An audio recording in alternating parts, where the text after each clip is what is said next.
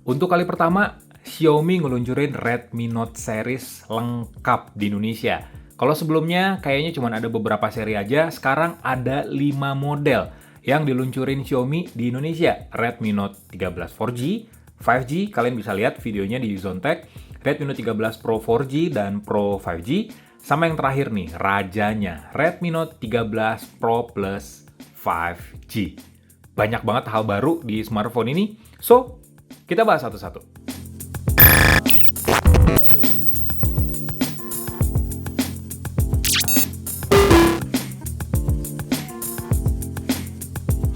Jadi Redmi Note 13 Pro Plus ini menurut gue ya, jadi smartphone yang dinantikan oleh para Mi fans, khususnya oleh para pengguna Redmi Note series sejak dulu yang nungguin kapan sih Redmi series itu tampil mewah gitu.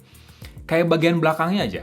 Memang sih, ini bodinya glossy banget dan lumayan jadi magnet buat jejak sidik jari. Ini kelihatan banget kotornya. Tuh. Kelihatan banget lah gampang kotornya. Cuman kalau ini bersih nih, sebentar. Nah, kalau bersih kayak gini, tampilannya tuh mewah aja. Terus juga ada dual tone warna di sini. Ini kayak warna grey metallic gitu, dan ini warna hitam yang pekat. Apalagi juga kita dikasih soft case yang mewah kayak gini. Nggak berasa megang smartphone murah sih, atau smartphone kelas menengah. Ini kayak ya smartphone high-end aja gitu. Dengan model kamera yang sekarang kekinian banget. Terus juga ada yang menarik nih. Di sini ada tulisan 200 mega OIS. Ya, jadi smartphone ini pakai kamera utama dengan sensor 200 megapiksel. Yang kedua adalah bagian layarnya. Layarnya sendiri udah pakai panel AMOLED 6,67 inci dengan resolusi yang crispy abis 1220p yang ada di atasnya Full HD+, sedikit di bawah QHD+. Layarnya beda dengan Redmi Note 13 series lainnya yang datar, tapi bezelnya emang tipis kecuali varian yang 4G, Redmi Note 13 4G. Kalau itu melengkung, kiri kanannya melengkung, lihat. Melengkungnya nggak terlalu ekstrim sih. Cuman bikin tampilan atau visualisasinya lebih kerasa maksimal aja nggak sih? Ya kan? Bezelnya pun simetris, terus ditambah lagi resolusi yang tinggi. Banyak juga fitur layar yang dihadirkan oleh Xiaomi pada smartphone ini. Misalnya kayak refresh rate sampai 120 Hz. Jadi refresh rate layar ini ada tiga pilihan tepatnya, ada default dan custom. Di customnya sendiri ada 60 dan 120 Hz. Belum adaptif, tapi udah lumayan banget. Terus juga ada Dolby Vision dan HDR10+. Kalian bisa nonton YouTube dengan resolusi HDR. Resolusi paling tinggi dengan kualitas yang lebih baik daripada HDR-nya nggak nyala. Juga smartphone ini udah mendukung in-display fingerprint, terus dilapisin sama Gorilla Glass Victus. Jadi udah tahan goresan-goresan halus, lebih tangguh daripada seri lainnya. Terus yang ketiga yang gua notice dari smartphone ini, sebenarnya ini agak lebih ke kekurangan sih. Smartphone ini melengkung layarnya, dan rata-rata smartphone dengan layar melengkung tuh yang pernah gue pakai biasanya punya form factor yang tipis. Smartphone ini justru agak lebih tebal karena bingkai di tengahnya emang dibikin datar dan lebih kerasa tebal aja. Soal kenyamanan saat digenggam sebenarnya biasa aja, karena bingkai di bagian tengahnya ini lumayan tebal, jadi nggak dibikin tipis kayak smartphone layar melengkung lainnya. Bobotnya sendiri, kalau ngelihat di atas kertasnya itu tembus sampai 204 gram. Kalau ini sih 199 gram. Yang 204 gram itu yang pakai material kulit vegan dengan ketebalan 8,9 mm. Jadi ya lumayan bulky sih smartphone ini dibandingin sama Redmi Note 13 series lainnya.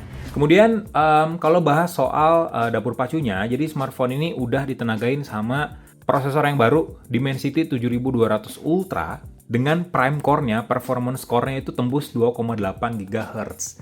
Ini udah masuk ke segmen high-end sebenarnya kalau kita ngelihat soal performance-nya. Tapi gue akan bikinin video terpisah untuk benchmark lengkapnya, jadi tungguin aja lah ya di Zontek. Untuk RAM sendiri 12 GB yang bisa ditambah secara virtual dengan fitur memory extension, bisa nambah sampai 8 GB. Jadi total RAM smartphone ini tuh tembus sampai 20 GB. Untuk memori penyimpanannya 512 GB, jadi ini Redmi Note series dengan memori paling gede sih menurut gua. Kayak 512 GB loh. Lebih dari cukup lah, kalian bisa ngonten, bisa nyimpen file apapun, gambar, video, foto yang kalian rekam oleh kamera smartphone ini tanpa khawatir kehabisan memori. 512 GB tuh udah cukup banget lah. Untuk baterainya udah 5000 mAh dengan fast charging tembus 120 watt. Ini yang menarik, adapter charger dari smartphone itu bisa dipakai buat ngecas laptop juga karena udah ngedukung power delivery. Jadi udah lumayan banget lah kalau kalian bawa laptop dengan port chargingnya yang pakai USB Type-C. Nah, sekarang bagian kameranya nih. Kamera smartphone ini udah pakai sensor 200 megapiksel, ditambah kamera ultrawide 8 megapiksel dan kamera makro 2 megapiksel. Di depan ada kamera selfie 16 megapiksel. Kamera 200 megapikselnya, kalian bisa motret di resolusi yang sesungguhnya 200 megapiksel. Untuk videonya sendiri, kalian bisa ngerekam di 4K sampai 30 fps dan ada mode 24 fps juga. Untuk 1080-nya kalian bisa ngerekam di 60 fps. Banyak banget fitur kayak night mode di sini ada. Terus ada panorama pro, time lapse, long exposure juga ada, termasuk short film. Karena kamera 200 megapiksel dari Redmi Note 13 Pro ini udah didukung sama OIS alias Optical Image Stabilization. Tungguin aja lah ya review lengkap dari smartphone ini, karena sebentar lagi bakal launching juga di Indonesia. Oke, gitu aja first impression dari Redmi Note 13 Pro Plus, seri tertinggi Redmi Note 13 series yang meluncur resmi di Indonesia. Like video ini, kasih komen, share juga jangan lupa, subscribe channel Yusan Tech. Bye!